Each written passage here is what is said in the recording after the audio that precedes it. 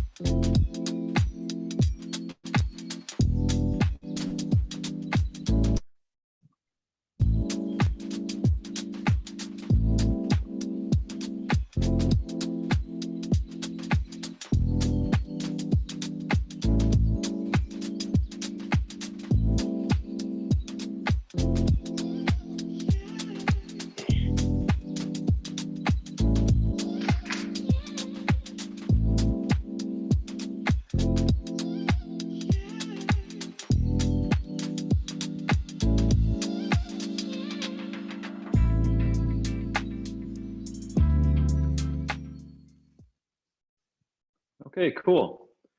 So it's noon. We're going to get started. Welcome everybody. Welcome everybody who's going to tune in on Zoom. Welcome to everybody who's tuned in live or watching this later on YouTube.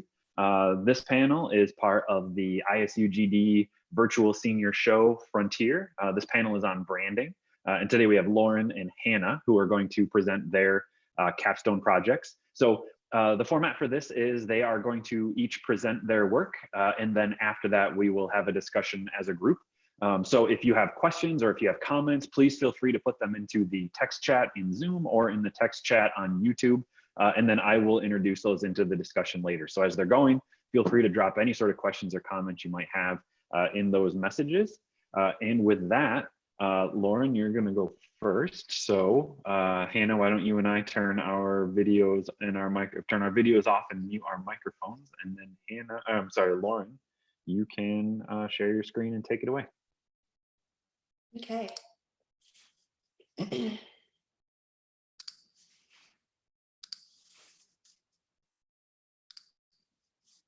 Everything look good? Yep, looks great. I see your first slide. Great. Hi, everyone. My name is Lauren Hansen, and I'm excited to talk about my capstone project DO today with you guys. So about DO is a design conference that connects creatives and allows them to collaborate, innovate, and listen to industry professionals to learn more about design. I've developed my capstone as a pop-up exhibition that serves as an advertisement for people passing by, and it would be displayed in large event halls such as Wells Fargo, etc. And it would be similar to a large exhibition, but it could be displayed in multiple different areas, and it allows people to have a different interaction with an advertisement other than maybe something they would generally see. So in developing DO and what the pop-up exhibit would look like, I knew that the advertisement needed to be more than just a poster hanging on the wall. In a world of overly saturated design with advertising, we become really immune to seeing an ad or anything on a bulletin board, and it's easy for us to kind of turn away and not pay attention to it, not out of ignorance, but just because we're so used to seeing those things. So knowing that this is something that creatives would be drawn to, I wanted it to speak to that as well, and knew that it needed to be bold and interactive. So by using a contrast in shapes and patterns, in a bold color palette, in typography that was distinguishable, I was able to encourage people, or would be able to encourage people that are busy and quickly passing by to maybe take a few seconds out of their day to stop and interact and learn more about what the conference has to offer.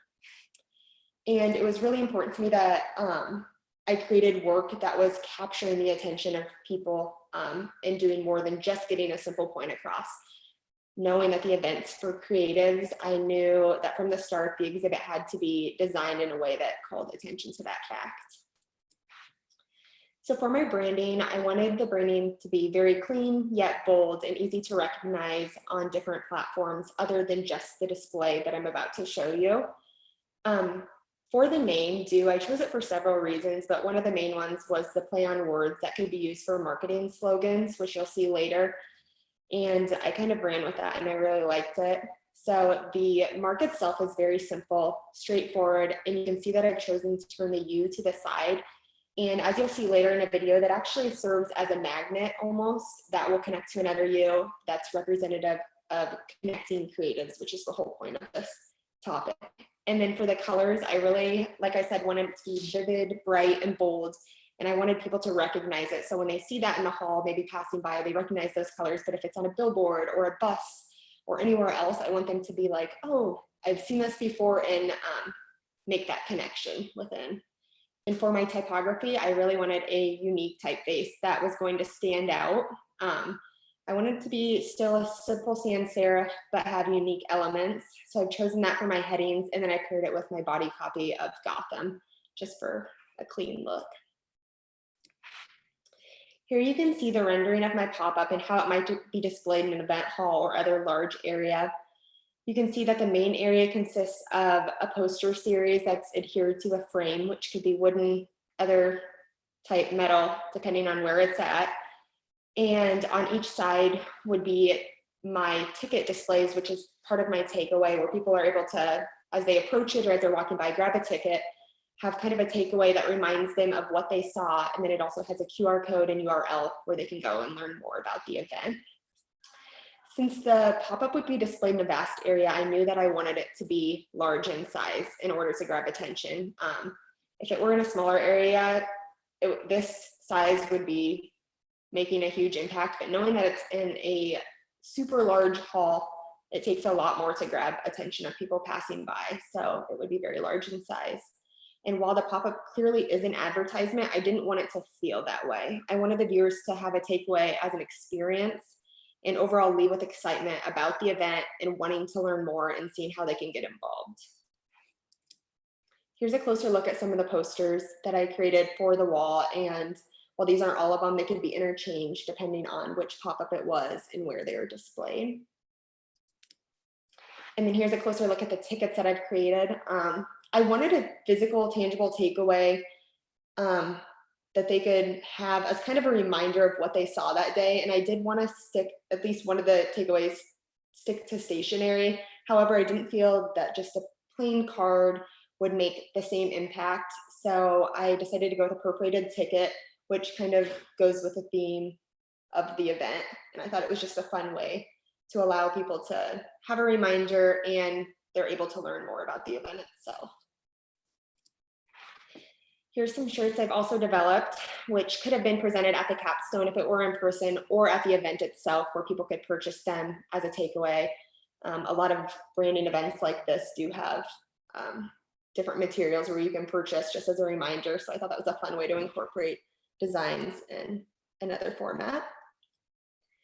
And then I extended that to pins as well. I just wanted to keep pushing the brand in different ways to really have it recognized. And so I could keep spreading the name and the brand across, where this could be presented at the capstone, like I said, if it were in person or at the event itself, as in a goodie bag or a welcome bag too. You can see a closer look here. And next, I really wanted to incorporate some motion graphics into my project. And while originally I was hoping to do that in the physical capstone presentation, I wanted to have screens in between the poster series and maybe some of them small screens where it's moving type or moving graphic elements amidst the flat images and the flat graphics. However, since I wasn't able to do that, I went ahead and showed a video that was developed that could be in place of that if we were to go that route or if I were able to do this in a physical form.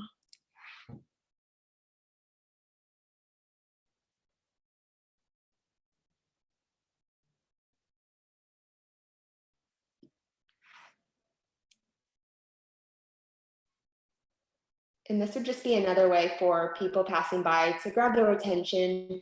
Having moving elements always seems to help, and it gives them something to hold on to longer.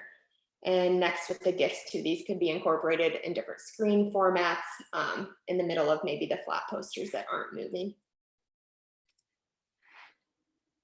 just something to really draw people in as they're passing by. As we know, people are always busy passing by, so it takes a lot to really grab their attention. And that is all I have. Thank you guys for listening. Thanks, Lauren. That was great.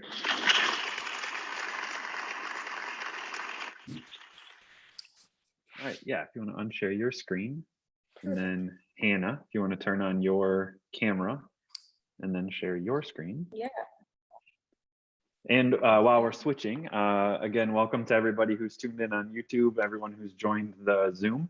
After Hannah finishes her presentation, then we'll transition into discussion. So if you have any questions or comments or anything you want to leave either in the text on the YouTube Live or the text in Zoom, I'll introduce those into the discussion. Otherwise, anyone in the Zoom also will have the ability to unmute themselves once we move into the discussion. So yeah, Hannah, looks good. Take it away.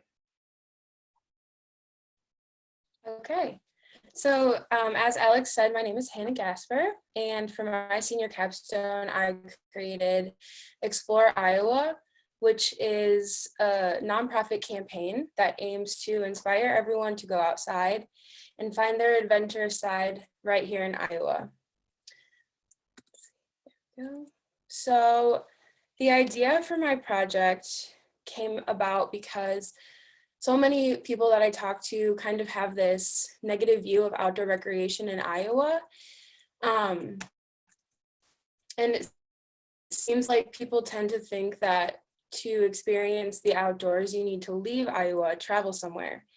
So I wanted to create a project or a campaign that would promote outdoor recreation here in Iowa. So our tagline is, see what Iowa has to offer. And then continuing on, sorry.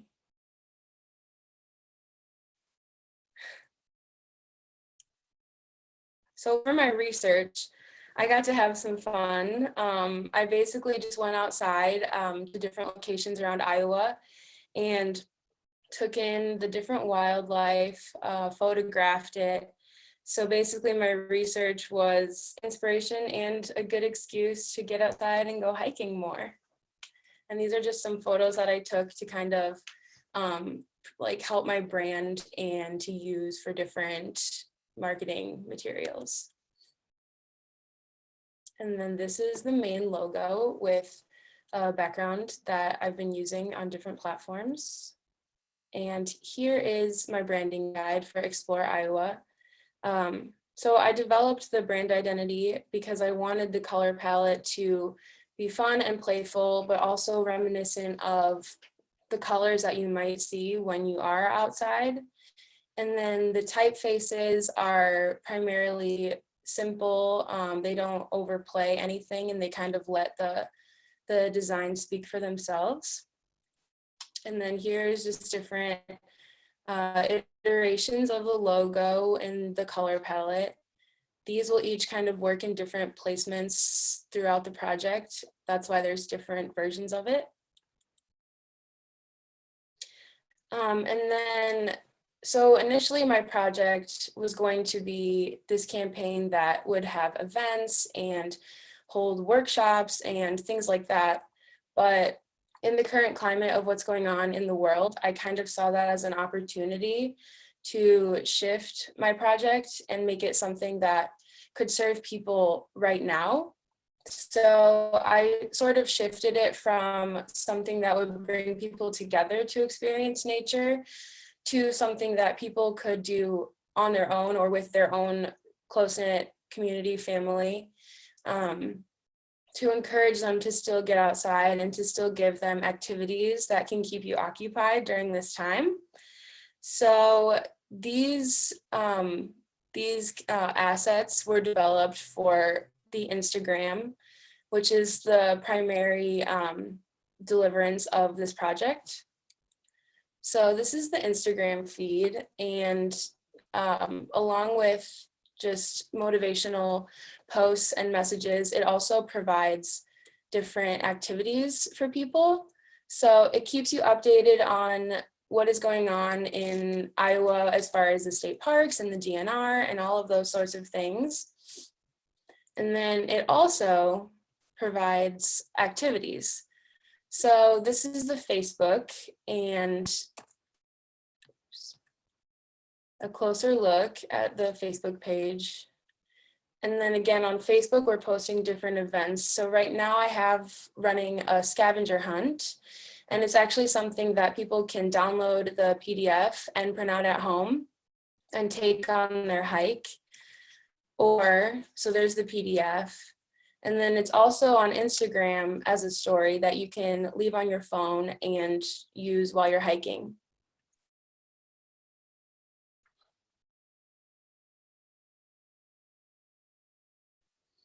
And then the next asset that I'm going to be adding to this campaign is state park branding. Because this is sort of meant to promote recreation in Iowa, I thought focusing on the state parks would be a good place to start. So I am developing identities for each state park that can be used for promotional materials.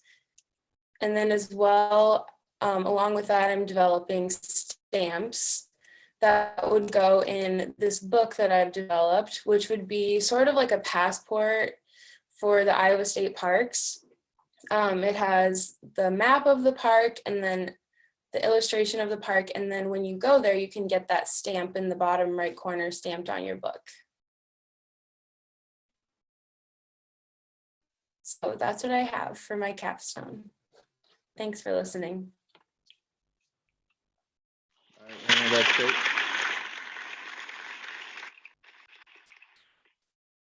Cool. Okay, so if you want to unshare your screen, and then Lauren, if you want to hop back on.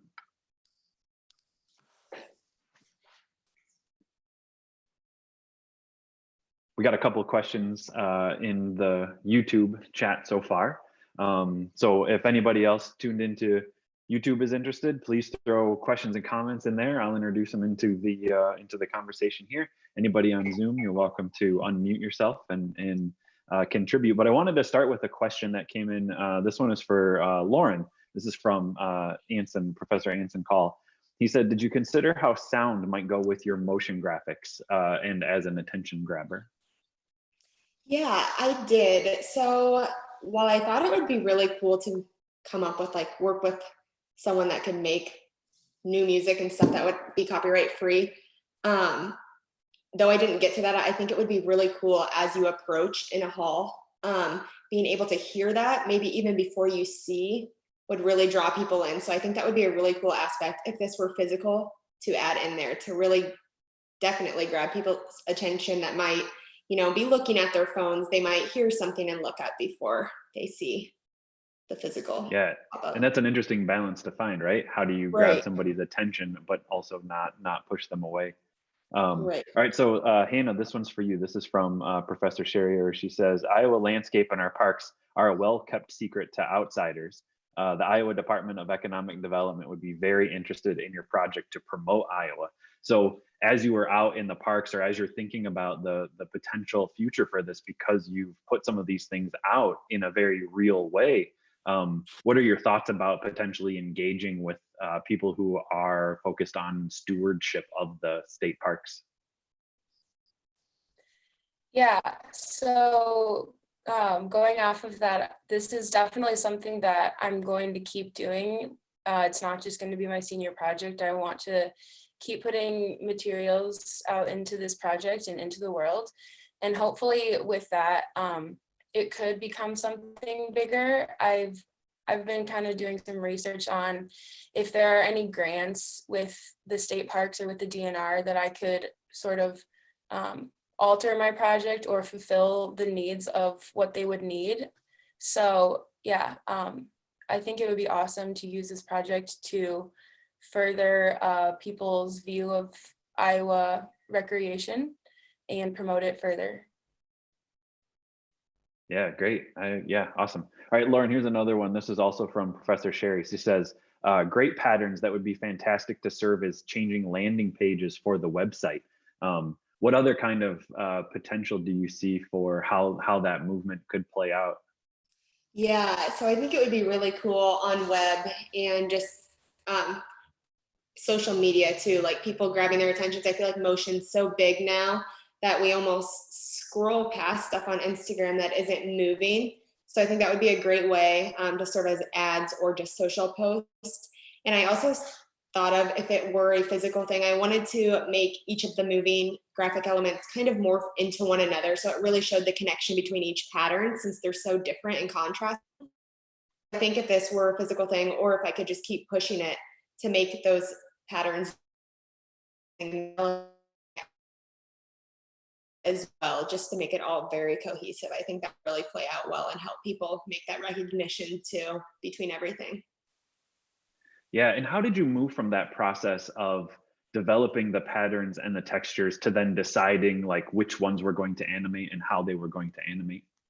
Yeah, so since I didn't full animate all of them like I would like to, I saw ones that were just kind of, well, two of them. The first one I did was very move in many different ways, and I saw the different potentials for that, and I was like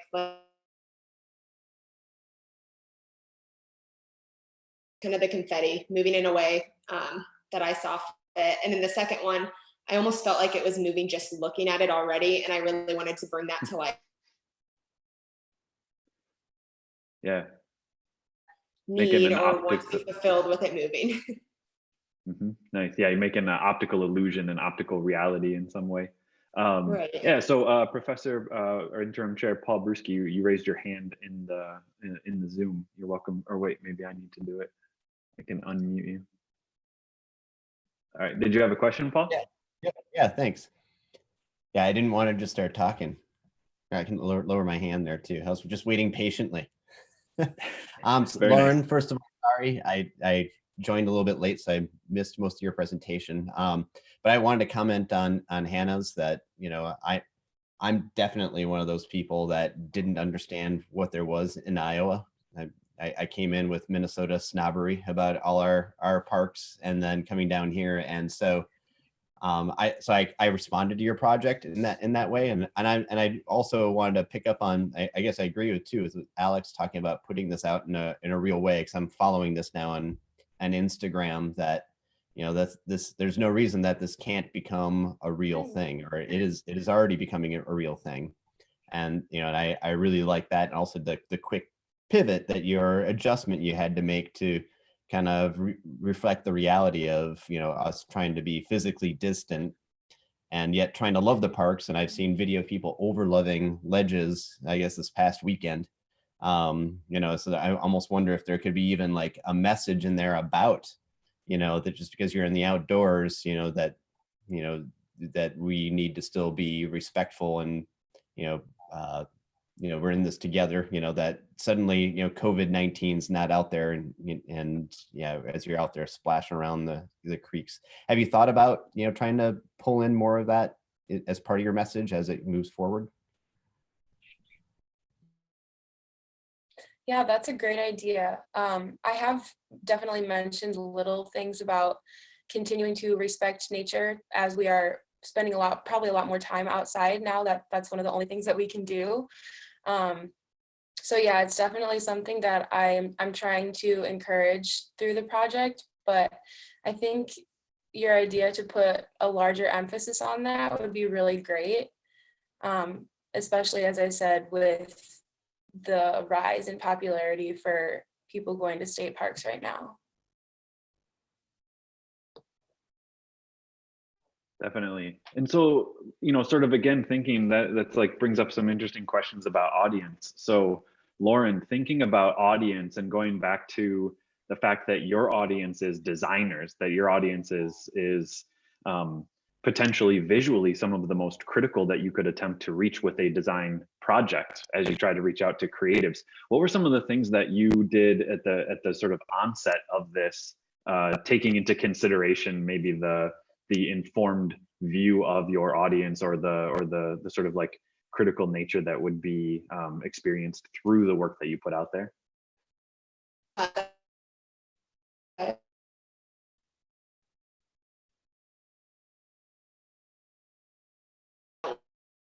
styles. And that the call to creatives was something that's so, narrow patterns, but then I kind of saw it as an opportunity really to just really push it, because it's for creatives. There were not a lot of restrictions in that, and I kind of based it off of a lot of the ads and pop-ups I've seen prior, and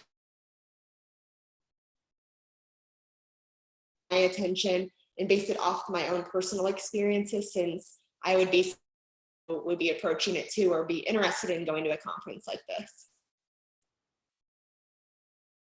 Yeah, great. So Hannah, there's another question for you from YouTube. This is from Lydia, and she says that she loves the interactive elements to get people outside. Have you thought about adding video footage of the parks to your Instagram system? Yeah, that's a great idea. I think the project will just continue to evolve. And so I am super open to hearing any ideas that other people would have of what they would like to see, or what they would think would motivate people more to explore Iowa.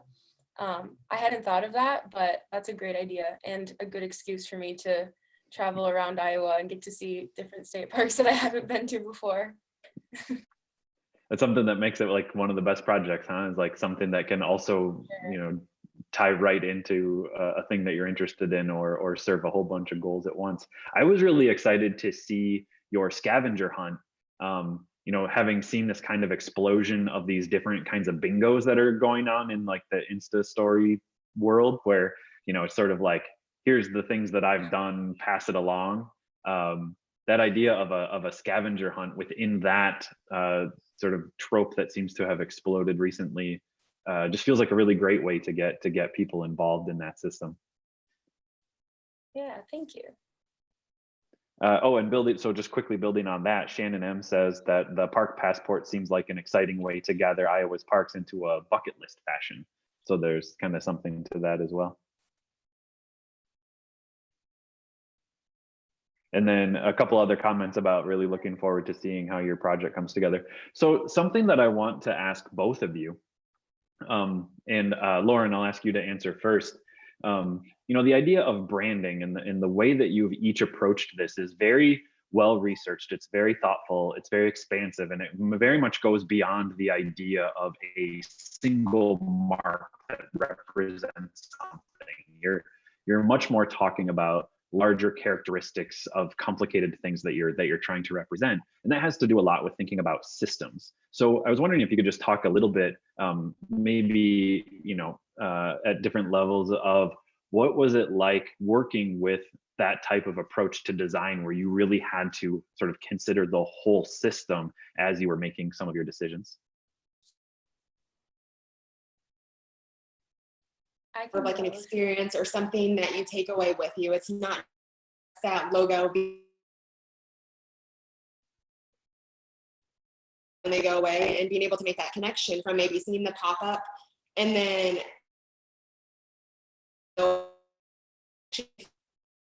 even process what the company is.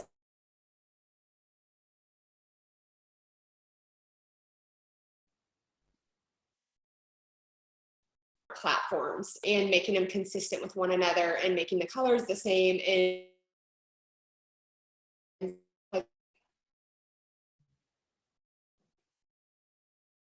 logo, but the message in the voice of the brand and all other aspects that are moving come together as one. Mm-hmm. How about you, Hannah? I agree with that. I think my approach was, I knew what I wanted the message to be, and like I said, I went and did research by photographing outdoor recreation and nature. And then it was kind of, how do I take this message and then take what I have from my research and make it one cohesive thing? So I didn't want to just develop a logo and a color palette. I wanted to develop a whole system that worked with what I had gathered for my research. And so when I was developing the branding, it wasn't just like one and done. It was kind of like trial and error of how does this look with this, and how is this all going to work together, and how is it all going to complement each other. So for me, it started out with developing a logo that I thought would like, I guess, accent everything well. So I wanted it to be simple. And then finding a color palette that I knew would be able to interchange and work with with itself really well. So yeah, just, I guess, keeping the overall view of a system throughout the whole process was what I did. Yeah, that's great. And in both cases, they came together really well. And part of what I really appreciate about both projects is that you approached them in a way that didn't rest on like predefined solutions. I think you really found avenues for your branding, each of you, that very specifically tied within your goals. It wasn't just like, I need to put my logo on a water bottle because that's what you're supposed to do. Instead, you found like the ways that were going to really connect your meaning to your audience.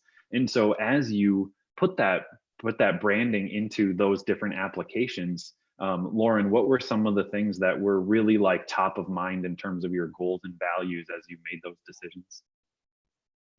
Yeah, so being that it's a conference,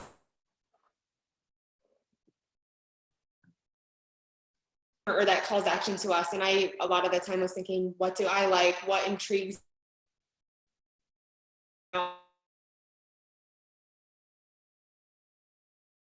what it looked like or how I felt when I was there. So I thought the ticket was that was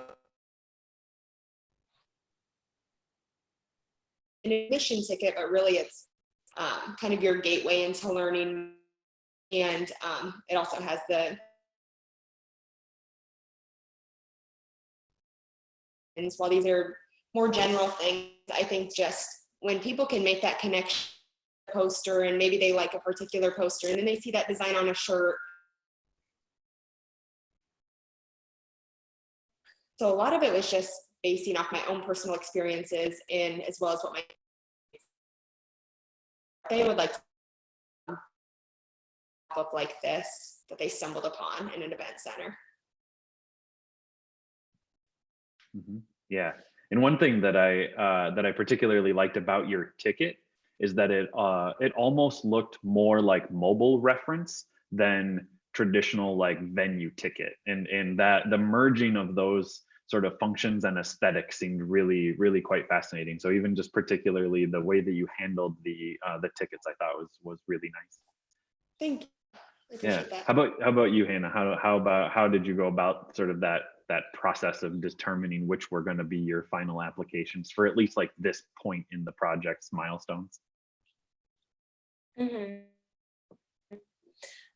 Yeah, like I said, originally it was meant to be a lot more deliverables, like physical deliverables.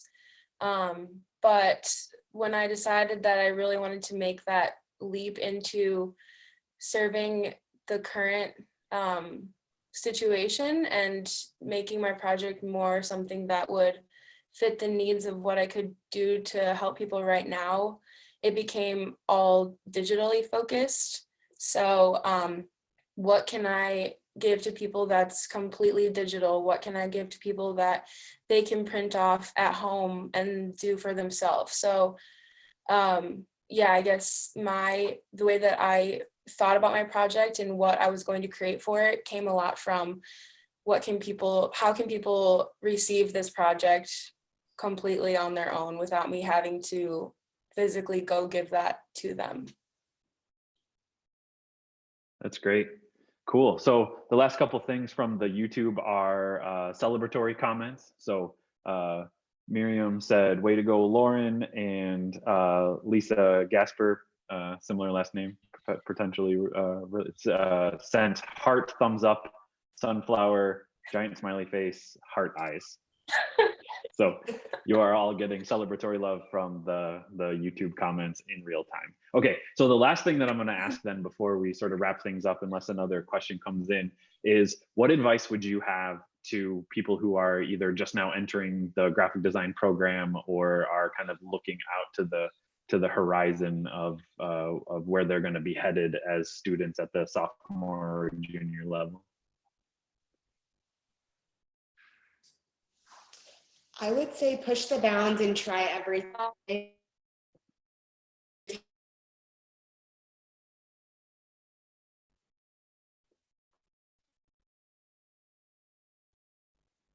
And then try something new again and see if you like it more, if you want to add that in. Fun major to be able to incorporate everything you want and kind of twist it to